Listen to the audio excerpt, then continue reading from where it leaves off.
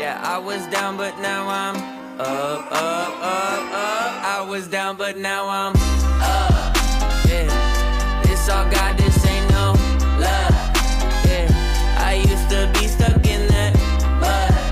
Yeah, yeah, I was down, but now I'm up, up, up, up. I was down, but now I'm up like my name Lazarus. No Satan gon' be mad at this. I had to ask my dad if it's okay to swing my bat at this. He said, boy, if I picture this out of the park, moving so quick it's like they stuck in park. They see the numbers but I see the heart. 10,000 hours you spit in the dark. Dan mungkin bila nanti kita akan bertemu lagi, satu pintaku jangan kau coba tanyakan kembali rasa yang membuat raga kecilku, yang menyayangi kecilku, yang memeluk jiwa kecilku dan semua. Assalamualaikum warahmatullahi wabarakatuh. Perkenalkan, nama saya Yuda Pangestu dengan NPM 22.139. Di sini saya akan presentasikan tentang metode alternatif penyelesaian sengketa. Yang poin pertama ada pengertian. Pengertian metode alternatif penyelesaian sengketa adalah cara menyelesaikan sengketa di luar pengadilan berdasarkan kesepakatan para pihak yang bersengketa. Metode ini berbeda dengan penyelesaian sengketa melalui litigasi yang diputuskan oleh hakim di pengadilan. Pada alternatif penyelesaian sengketa, para pihak yang bersengketa secara aktif terlibat dalam proses penyelesaian sengketa dan berusaha untuk mencapai solusi yang win-win solution, yaitu solusi yang saling menguntungkan bagi semua para pihak. Terus yang kedua ada tujuan utama alternatif penyelesaian sengketa. Tujuannya itu menyelesaikan sengketa secara lebih cepat, mudah, dan murah dibandingkan dengan litigasi.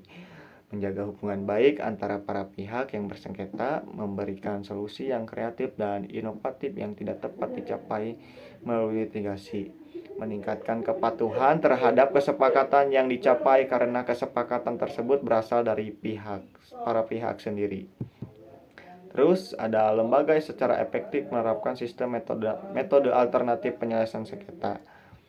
Yang pertama ada Badan Mediasi Nasional. Badan Mediasi Nasional didirikan berdasarkan Undang-Undang Nomor 30 Tahun 1999 tentang arbitrase dan alternatif penyelesaian sengketa. Mendorong dan memfasilitasi penyelesaian sengketa melalui mediasi, menyediakan mediator yang profesional dan netral, melakukan pembinaan dan pengembangan mediator, dan menyebarkan luas informasi tentang mediasi. Terus yang kedua ada Badan Arbitrase Nasional Indonesia. Badan Arbitrase Nasional Indonesia didirikan berdasarkan Undang-Undang Nomor 30 Tahun 1999 tentang arbitrase dan alternatif penyelesaian sengketa. Jadi ini menyediakan layanan arbitrase untuk menyelesaikan sengketa secara privat dan final, menetapkan peraturan perarbitrase dan kode etik arbiter, melakukan pembinaan dan pengembangan arbiter, dan menyebarluaskan informasi yang tentang arbitrase.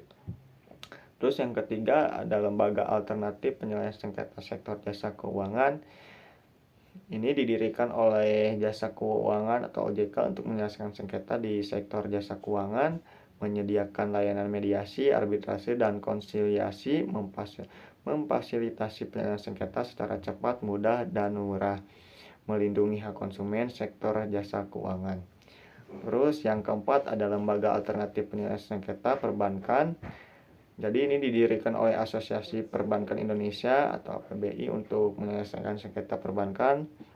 Jadi ini menyediakan layanan mediasi, arbitrase, dan adjudikasi, memfasilitasi penyelesaian sengketa secara kekeluargaan dan musyawarah, dan meningkatkan kepercayaan masyarakat terhadap industri perbankan. Terus yang terakhir ada lembaga alternatif penyelesaian sengketa konsumen atau BPSK. Didirikan oleh pemerintah daerah untuk menyelesaikan sengketa konsumen. Jadi ini menyediakan layanan mediasi dan arbitrase dan memfasilitasi penyelesaian sengketa secara adil dan berimbang dan melindungi hak konsumen dan pelaku usaha. Terus ada latar belakang BPSK karena saya kunjungannya ke Badan Penyelesaian Sengketa Konsumen dengan teman saya.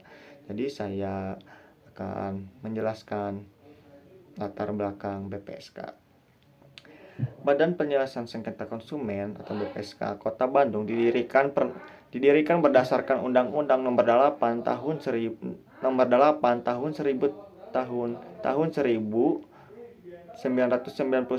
tentang Perlindungan Konsumen.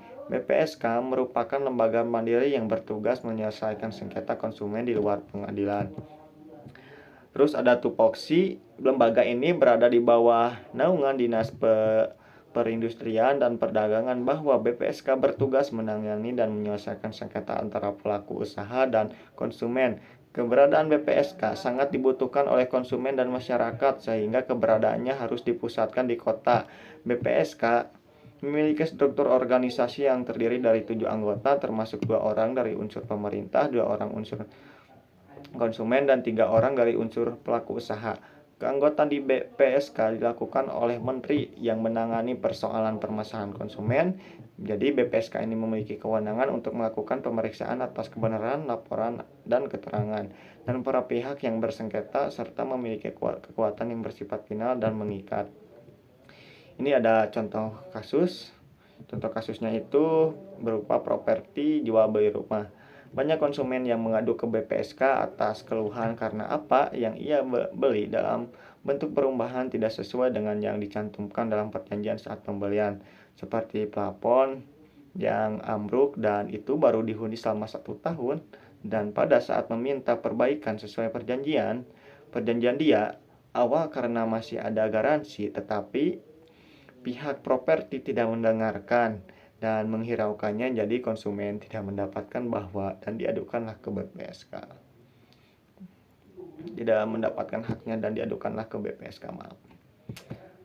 Terus ada contoh kasus dari BPSK, yaitu contoh kasusnya itu jasa titip tiket Coldplay. Konsumen adalah pihak terakhir sebagai pemakai dan mengadu ke BPSK atas keluhan penipuan tiket Coldplay yang tidak sesuai dengan perjanjian awal. Bahkan tiket pun tidak diterima oleh konsumen dari pihak pelaku usaha. Lalu konsumen melaporkan kasus ini ke BPSK. Penyelesaian ini yang dilakukan oleh BPSK. Yang pertama yaitu mediasi dan sidang BPSK sebagai penengah dan memutuskan bahwa pihak pelaku usaha harus mengganti rugi namun tidak mendapatkan kesepakatan oleh pihak pelaku usaha karena pihak tidak terima. Lalu kasus ini dilanjutkan ke pengadilan negeri. Terus kesimpulannya yaitu lembaga Badan Penyelesaian Sengketa Konsumen adalah lembaga penyelesaian sengketa konsumen di luar peradilan yang dibentuk berdasarkan Undang-Undang Nomor 8 tahun 1999 tentang perlindungan konsumen. BPSK ini bertugas menyelesaikan sengketa antara pelaku usaha dan konsumen secara adil, cepat, dan sederhana. BPSK ini merupakan lembaga yang penting dalam penyelesaian sengketa konsumen di Indonesia.